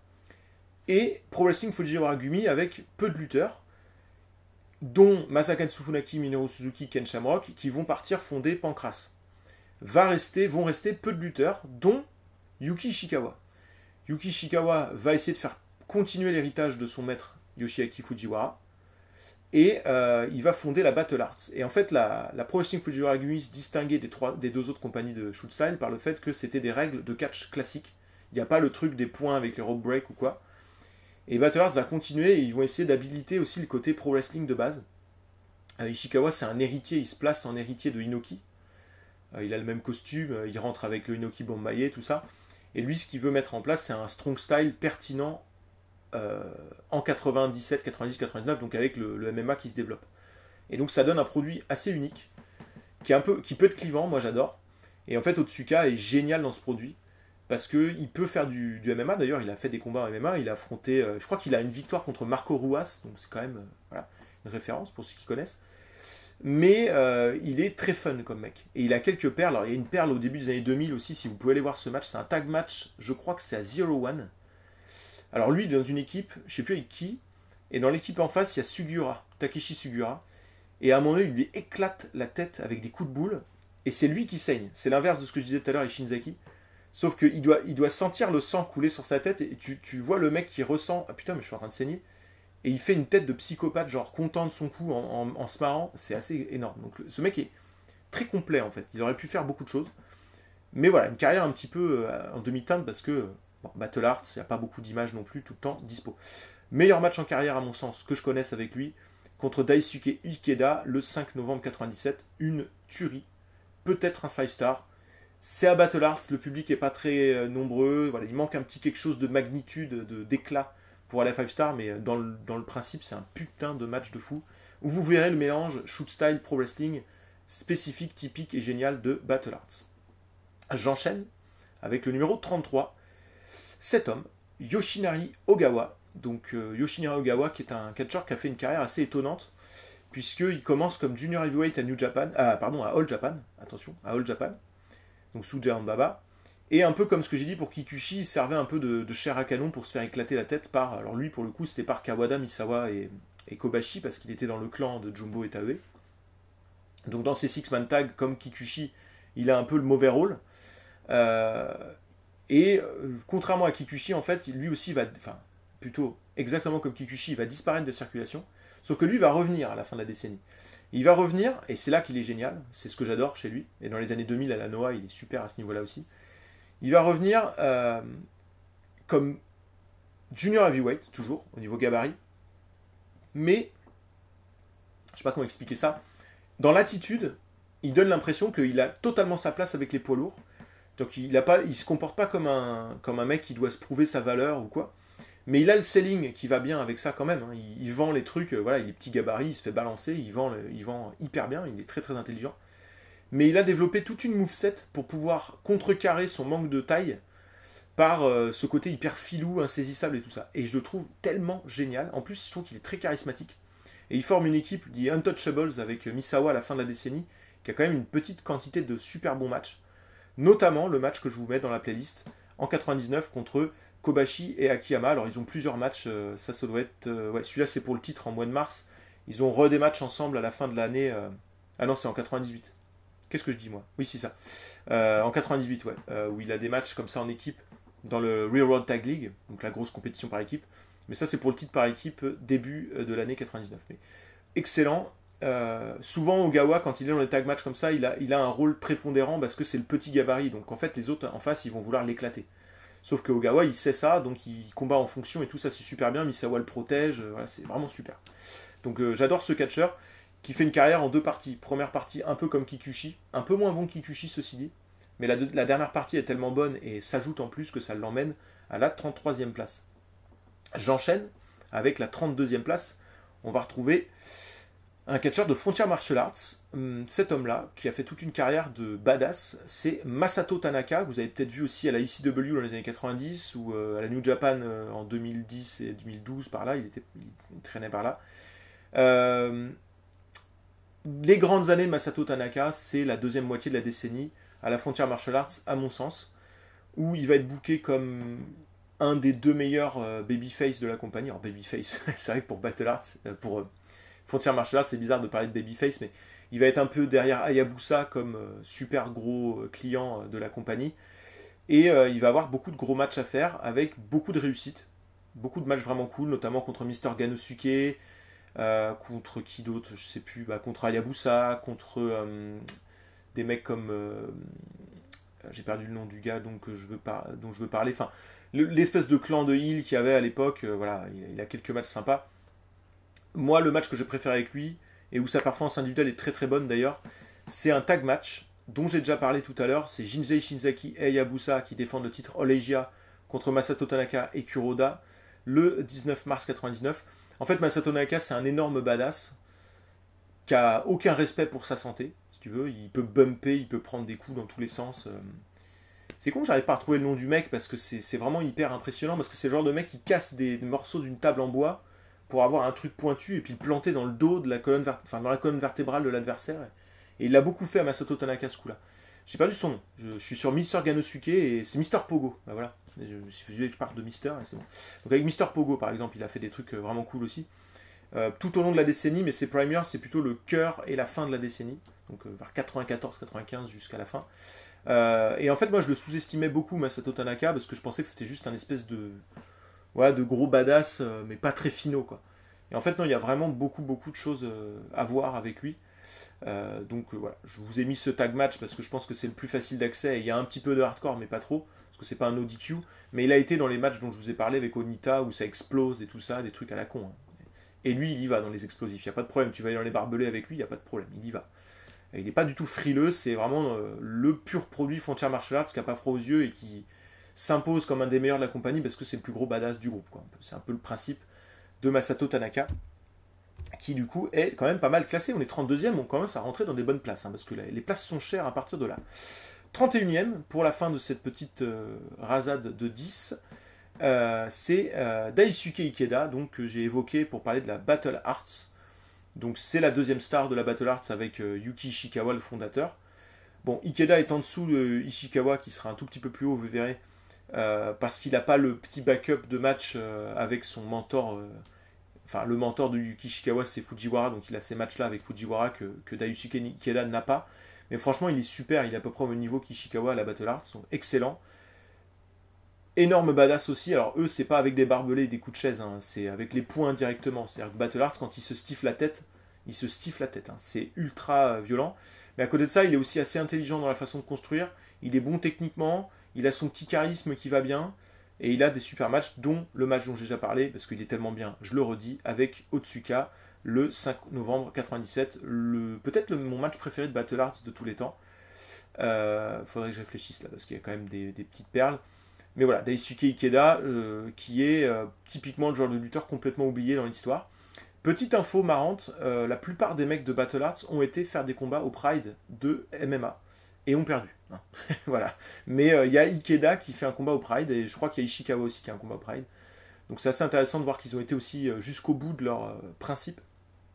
Ikeda qui a ensuite pas mal combattu aussi à la Feuten dans les années 2000. Donc si le gars vous plaît, vous pouvez continuer à le suivre dans les années 2000. Je crois qu'il a un peu de combat à la Noah aussi, mais principalement à Battle Arts et Feuten. Voilà. Bon, je dévoile pas trop parce que je vais revenir sur ce que je disais sur Otsuka. Un peu moins fluide, un peu moins spectaculaire, flashy que Otsuka, on va dire. Mais peut-être plus solide et plus régulier que Otsuka, et avec plus de matchs valables. C'est pour ça qu'il est classé au-dessus. Voilà, je fais une petite pause pour passer aux 5 derniers noms dont je vais vous parler aujourd'hui. Allez, on rentre dans les 5 derniers noms pour cette première moitié de top 50, où les places vont être de plus en plus chères. Je vous le dis tout de suite, j'ai commencé, j'allais assez vite et tout ça, parce que voilà, bon, je vais aller vite encore, parce qu'il reste que 5 noms, mais là, ça commence à être, tu vois, j'ai obligé de réfléchir quand même un petit peu pour faire mon classement, parce que ça commence à être des mecs avec des sérieux dossiers. Et donc, 30e, j'ai choisi de mettre ce combattant qui est l'un des meilleurs juniors donc, de la décennie. Beaucoup de gens l'auraient certainement mis plus haut parce qu'il est connu. Il s'agit de Koji Kanemoto qui a fait toute une carrière. Je ne sais pas s'il sévit encore parce que je ne suis pas trop le catch japonais actuel. Mais voilà, il a fait une longue carrière. Alors Kanemoto, c'est un peu particulier. C'est le genre de mec, tu sens qu'il a le potentiel pour être juste un des meilleurs possibles de tous les temps. C'est un combattant vraiment délirant. Le problème de Kanemoto, c'est que il a ce côté extrêmement nonchalant. Alors, on ne sait jamais trop si c'est quelque chose qui dégage malgré lui ou que c'est une façon d'être qu'il essaye de mettre en place dans le ring. Mais le truc, c'est que cette nonchalance, on la retrouve dans sa façon de combattre, où des fois, il décide d'arrêter de vendre. Oh, vas-y, là, il fait le mec qui est en galère depuis 5 minutes, puis oh non, c'est bon. Et en fait, il peut briser un match, et il a plein de performances dégueulasses, Kanemoto. Mais il a aussi plein de super performances. Du coup, c'est très dur de le classer. Sachant qu'il arrive à la New Japan, je crois qu'il doit être en Young Lion en 91, enfin très tôt dans la décennie. Après, il part en excursion au Mexique. Il revient sous la gimmick de Tiger Mask. Donc c'est le Tiger Mask numéro 3. Où il fait un run très court. Où bizarrement d'ailleurs Tiger Mask gagne peu de matchs. Donc c'est bizarre qu'on l'ait booké comme ça. Et ensuite il devient donc le Koji Kanemoto. Et il profite de la blessure de Liger et de l'absence de Liger pour devenir, avec Shinjiro Otani, l'une des deux grandes stars de la deuxième moitié de la décennie. Bon, Liger va revenir, hein, mais il profite d'un moment où Liger n'est pas là, disons, pour faire ça.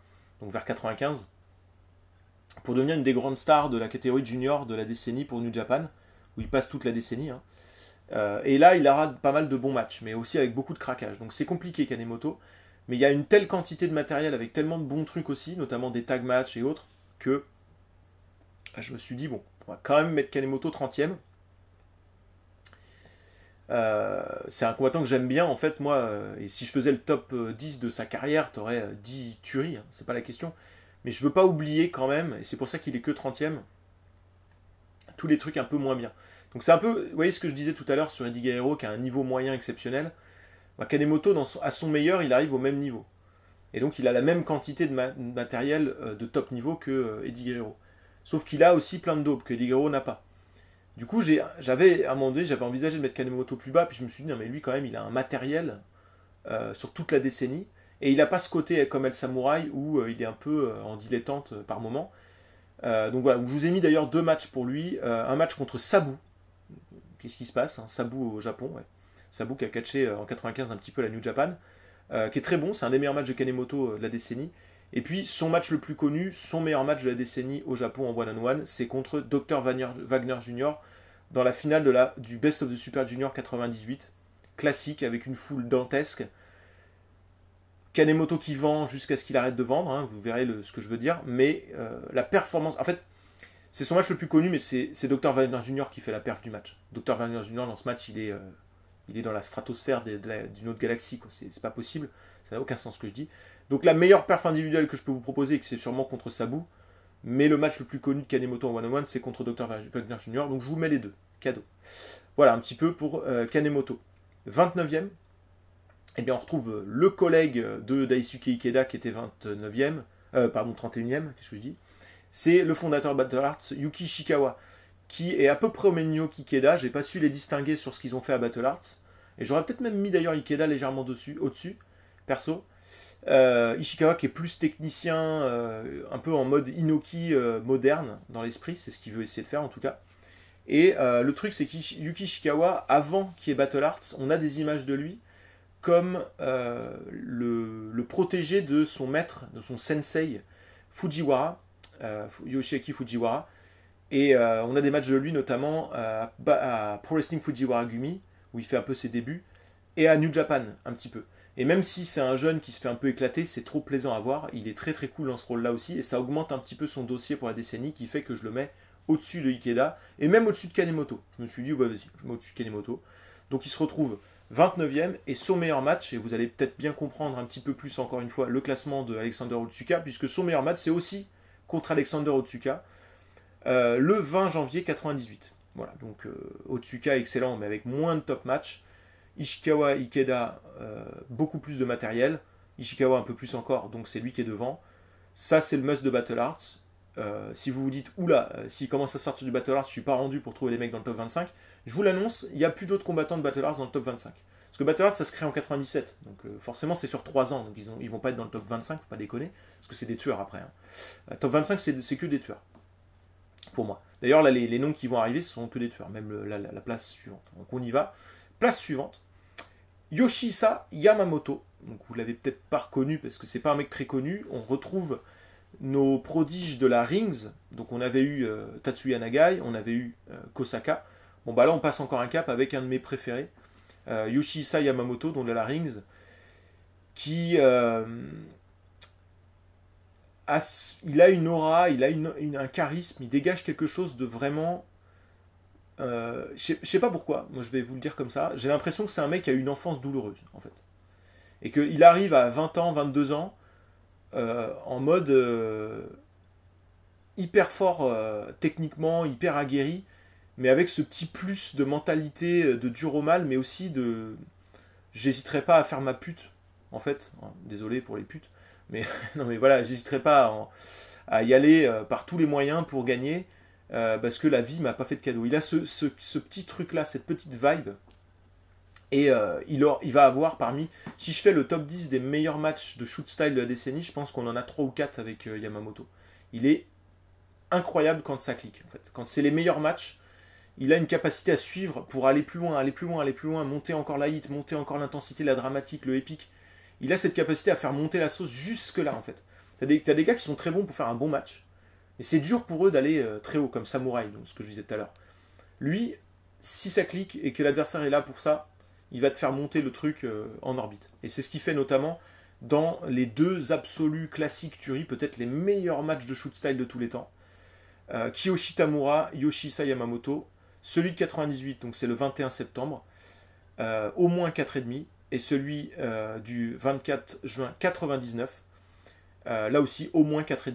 Il y a plein de gens qui mettent 5 stars à ces matchs-là, ce sont des must-see absolus du style, et si vous vous dites, ouais, le style n'est pas pour moi, rappelez-vous ce que je vous ai dit sur le côté, on se contre au sol et tout ça, où là on a l'impression, enfin, c'est... Je sais pas comment dire, on a vraiment l'impression que les 2 mecs font tout ce qu'ils peuvent pour essayer de gagner, mais c'est du catch quand même. C'est-à-dire que c'est truqué à la base, et donc ils emmènent le truc dans l'épique, et c'est un délire. Et le public est super là-dedans. Je trouve ces deux matchs absolument géniaux. Tamura, dont je parlerai plus tard, du coup, bon, vous avez un nom gratos, qui était pour moi un des meilleurs shoot-stylers de tous les temps, et donc de la décennie, bien entendu. Puisque c'est la décennie où le shoot-style a sévi le plus. Il n'y a pas grand-chose en shoot-style avant, enfin il y en a un petit peu quand même dans les années 80, mais surtout il n'y a pas grand-chose après, personnellement. Puisqu'après ils vont aller faire du MMA, ces mecs-là. Yoshisa Yamamoto d'ailleurs qui va se prendre un KO par Crocop, et Tamura faire sa petite carrière aussi, mais voilà. Je sais pas ce qu'il devient, Yamamoto, il est peut-être mort ce mec-là, j'en sais rien. Bon bref. J'enchaîne avec les deux dernières places dont je vais vous parler aujourd'hui. 27e, Hayabusa, donc immense star des Indies, un peu à la manière de Great Sasuke. Alors peut-être que certains se surprennent d'ailleurs. Ah oui tiens, Great Sasuke il est si bas et Hayabusa il est si haut. Je pensais qu'Hayabusa c'était du hardcore un peu con. Non, non, Hayabusa c'est vraiment un super lutteur. Pour le coup, c'est vraiment un super junior heavyweight. C'est un des meilleurs junior heavyweight de la décennie. Il en reste quelques-uns. Bon, il y a des noms que vous avez forcément en tête pour mettre dans le top 25. On peut y aller, hein, mais c'est pas non plus Jushin Liger. Allez, balançons le nom. Mais c'est vraiment un très très bon junior. J'ai juste un petit bémol, moi, sur la gimmick de H, voilà, à la fin de la décennie. Donc, je ne vais pas y revenir. Hayabusa, grosso modo, il arrive en décalé par rapport à Onita.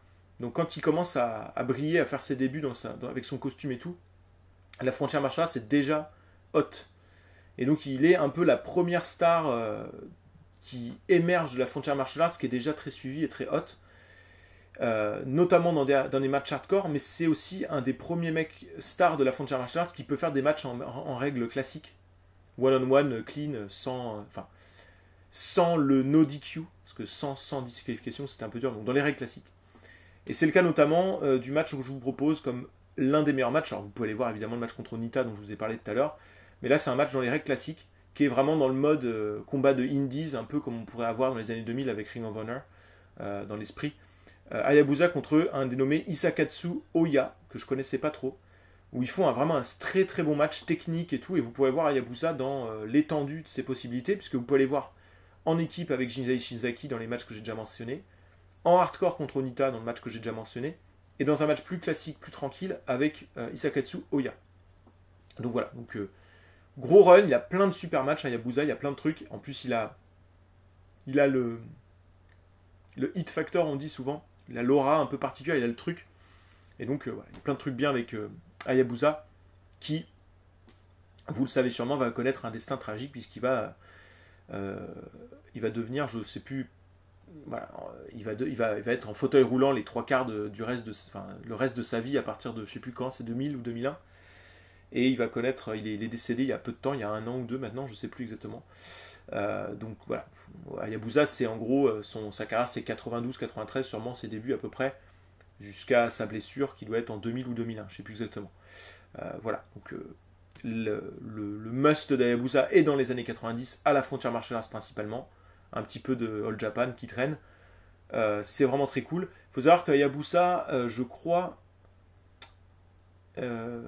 non, j'ai oublié ce que je voulais dire parce que faut que je vérifie. Je vais essayer de pas te dire de conneries, puis en plus la vidéo est un peu longue. Donc, je vous donnerai une anecdote sur Hayabusa un autre jour, parce que de toute façon, je vous en parlerai forcément dans une vidéo tôt ou tard.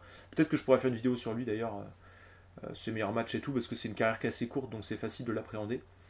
Et je vais passer au numéro 26, donc le dernier dont je vous parlerai pour cette première moitié de top 50 des années 90.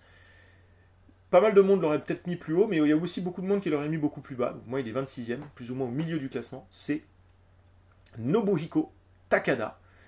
Donc la star incontestable et incontestée de UWF International. Nobuhiko Takada qui va bénéficier du fait que UWF International, ça va être la plus grosse promotion de shoot style dans les années 90. Elle va être donc adoubée par des références telles que Luthez, Billy Robinson, Nick Bockwinkel. C'est quand même pas mal, hein. Quand tu es adoubé par ces mecs-là, c'est stylé. Et Luthez va même donner sa vieille ceinture, la première ceinture de champion NWS, celle avec plein de boucles. Bon, je vais vous mettre une image, ce sera plus simple. Il va la donner à la compagnie, et donc à Takada, qui est la star et qui est aussi plus ou moins promoteur. Enfin voilà, je sais plus s'il a mis de l'argent, je sais pas s'il était propriétaire ou copropriétaire exactement. Je connais pas le détail, parce que j'ai moins d'infos souvent pour le Japon que pour les US. Donc voilà, donc il va être quand même mis en avant sur un piédestal comme le Real World Champion. C'est un peu ça. Universal Champion. Donc l'idée c'était que c'était le vrai champion de combat, alors que les champions de New Japan, All Japan, tout ça, c'est des champions de catch où c'est fictif. Mais Takada, c'est pour de vrai. Mais ça, c'est dans une fiction. Encore une fois, c'est ce que je disais tout à l'heure. C'est-à-dire que Takada, c'est le champion fictif de vrai combat par rapport aux autres compagnies de catch. C'est hyper chelou comme concept. On est au Japon. Du coup, quand il affronte, par exemple, Hashimoto, Tenryu, Vader et des mecs comme ça, il affronte Hashimoto, Tenryu et Vader qui se battent en vrai. Pas comme ils font habituellement à, respectivement, New Japan, WAR ou WCW. Il faut comprendre ça. Donc en fait, quand Vader affronte Takada, mais même lui, il le dit, hein, là, c'est un vrai combat, enfin, c'est hyper intéressant, enfin, que même lui, Vader. Je comprends pas le japonais, donc je peux pas comprendre si Takada dit ça. Et donc ça va quand même être un mec qui va être dans énormément de super gros matchs, de super fights absolus du shoot style. Donc c'est pas le meilleur du genre, vous verrez des mecs meilleurs que lui dans mon top 25, mais c'est quand même un mec qui a beaucoup de top matchs, donc je pouvais pas non plus le mettre trop bas. Il est un peu maladroit par moment, je trouve, il a ce côté par exemple contre Hashimoto où il attaque la jambe, je crois, d'Hashimoto après lui avoir travaillé le bras et ça éteint complètement le Tokyo Dome à ce moment-là, et du coup tu sens qu'il y a une maladresse, donc il n'est pas toujours le plus intelligent, mais il est quand même solide avec énormément de top matchs, dont, je vous en ai mis 2, le match contre Genichiro Tenryu à UWF International. Il faut savoir qu'il y a un match aussi à WR entre les deux, qui est une merveille si vous arrivez à le regarder du coup de la bonne façon, c'est-à-dire en gros, Tenryu cette fois-ci il va se battre en vrai. Et tu dis, Tenryu il n'est pas capable de se battre en vrai, en plus il a 50 ans déjà, en 96, j'exagère. Et en fait, Tenryu est tellement bon qu'il arrive à te convaincre du truc, et il y a une séquence de frappe à toi à moi, mais c'est pas à toi à moi en mode vas-y mets-moi un coup, à mon tour je t'en mets un. C'est vraiment, les deux essaient de frapper l'autre, qui est hallucinante, et qui met alors je crois que c'est au Kokujikan que ça se passe, mais l'arena est en feu à ce moment-là. Et évidemment le match contre Shin Hashimoto au Tokyo Dome, dans la rivalité New Japan versus All Japan, versus UWF International, qui est un classique absolu, que perso je limite à 4 écarts, 4,5, hein, je m'enflamme pas trop parce qu'il y a des petites choses qui me gênent, mais qui est un match assez court. C'est-à-dire que le shoot style, ce qui est bien aussi, c'est que des fois les matchs sont à peu près un peu plus courts, parce que le réalisme fait que si tu prends 3 coups de pied dans la tête, t'es KO mec, donc tu vas pas faire 15 000 coups de pied pour que le match dure une demi-heure. Donc voilà, c'est un autre format aussi qu'il faut apprécier, donc peut-être qu'il y en a qui ont trouvé qu'il y avait un peu trop de shoot style dans cette liste, mais en même temps, il y a vraiment du bonbon, et je pense que c'est un genre qui est sous-estimé. Si vous pensez que vous n'aimez pas le shoot style en ayant vu 3-4 matchs à droite à gauche, essayez les matchs que j'ai mis dans cette vidéo, que j'ai plébiscité, en pensant à cette idée que c'est un autre délire, et il faut essayer de le comprendre et de focaliser sur les bons trucs pour prendre son kiff, parce que si vous arrivez à débloquer votre truc, vous allez ouvrir une porte de bonheur énorme. Voilà ce que je peux vous dire. En tout cas, je m'arrête là. J'écoute vos réactions en tout genre, je suis toujours très intéressé de voir ça, mais je suis toujours, surtout très curieux de voir vos propositions de 25 meilleurs catcheurs du catch japonais, sachant que je vous en ai balancé 25 qui donc ne sont pas dans mon top 25. J'ai nommé quelques noms que vous pouvez mettre, mais je pense que ceux que j'ai nommés, vous les auriez mis de toute façon. Donc à vous de faire le taf. Très curieux de voir les résultats de ça. Et puis je vous retrouve bientôt pour du coup, la suite de cette vidéo, ou autre chose, qui sait. Et puis voilà, portez-vous bien, à bientôt. Bye.